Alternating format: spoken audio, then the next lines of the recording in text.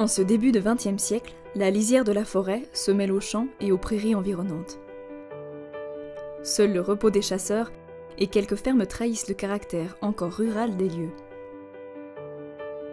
Mais sous l'impulsion du scientifique belge Robert Goldschmidt et les finances de l'industriel Ernest Solvay, la paisible campagne va se métamorphoser.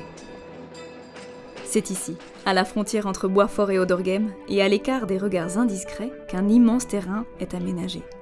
Dès 1908, un défilé de camions emprunte les routes boueuses et non pavées de Boitsfort et entame la construction du premier centre de dirigeables de Belgique. Les dimensions du hangar sont pharaoniques, plus de 20 mètres de hauteur et 70 de long. Une tranchée creusée à même le sol accueille la nacelle avec ses moteurs et ses hélices. Au sommet, un pont dont circulent les machinistes afin de contrôler la toile avant et après sortie.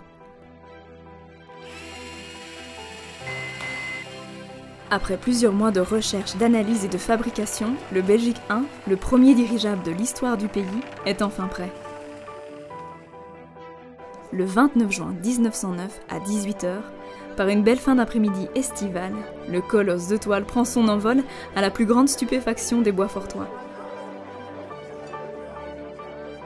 Le géant de toile de plus de 60 mètres de long entame une boucle au-dessus de Boitsfort. Il plane au-dessus des étangs du Tenreuken, frôle la cime des Trois Tilleuls, survole le clocher de Saint-Clément, l'abbaye du Rouge-Cloître, avant de revenir se poser sur le plancher des Vaches. S'en suivront une vingtaine de vols d'essai, pendant lesquels on raconte que les opérations les plus dangereuses et contraignantes sont les sorties et les rentrées au hangar. Dès lors, elles se passent dans le plus grand silence, au seul son du sifflet. Quand le vent se fait trop présent, on réquisitionne des Boisfortois afin d'aider à la manœuvre et plus de 30 hommes s'emploient à mener au mieux le colosse de dentelle. Afin de glorifier l'importance de l'événement, Goldschmidt fait venir à Boitsfort le célèbre peintre ostendais Léon Spiliart. Parsemé d'inquiétude, de mélancolie et d'une alchimie colorée qui lui est si personnelle, il immortalise sous sa palette la puissance et le prestige de ce premier dirigeable belge.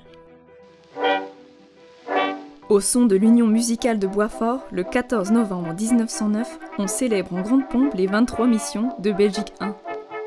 Solvay, Goldschmidt, les bourgmestres respectifs de Boitsfort et d'Oderghem, Deuler et Génicot, ainsi qu'une foule en liesse sont présents. Ils accompagnent le prince Albert, le futur roi chevalier, à la maison communale de Boitsfort, pour une cérémonie dont on se souviendra longtemps.